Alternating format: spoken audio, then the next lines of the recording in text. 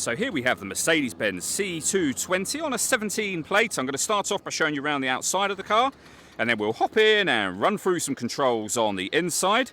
From the outside though, you can see it's a two-door coupe. We're going to start off inside the boot and work our way around the rest of it from there. So you can pop the tailgate open using the key. If we approach the back of the car, you can see that we have got plenty of boot space available there, and you can fold those rear seats down for even more space again.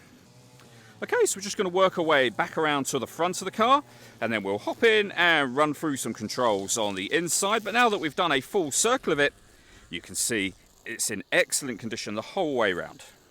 Just briefly before we climb in, I think it's well worth seeing the interior from this exterior point of view. There's plenty to run through on the dashboard, so let's hop in and we'll do that now.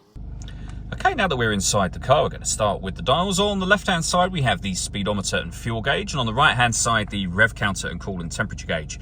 In the centre, you can see the total mass of this car. They are 62,875.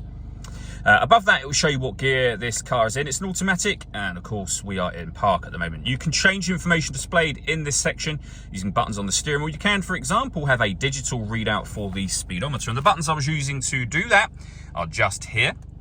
Over on the right-hand side, we have stereo and phone controls.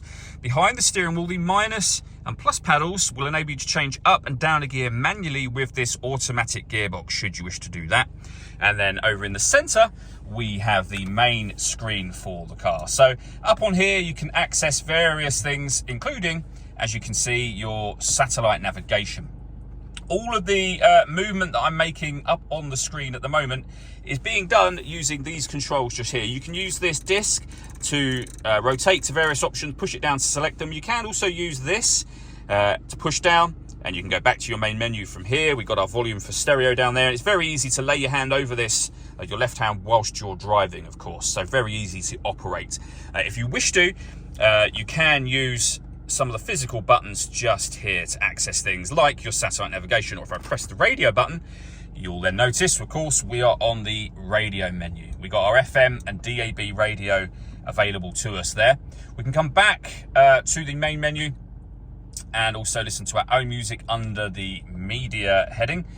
And on top of all of that, if I pop the car into reverse, you can see we have the full color reversing camera as well. Working our way down, we have dual zone climate control, so you can adjust the passenger and driver temperatures. You can increase and decrease the fan speed.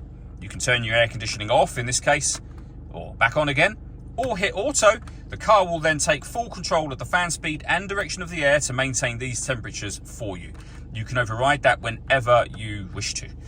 Say we've got a few physical controls just here for the stereo. We have our CD player as well, and then a storage section in here along with a 12-volt charging socket. All that leaves me to say is thank you for taking the time to watch this video. If you'd like to come and see the car in person and have a test drive, please feel free to give us a call here at West Horsley Motors. We'd love to hear from you soon.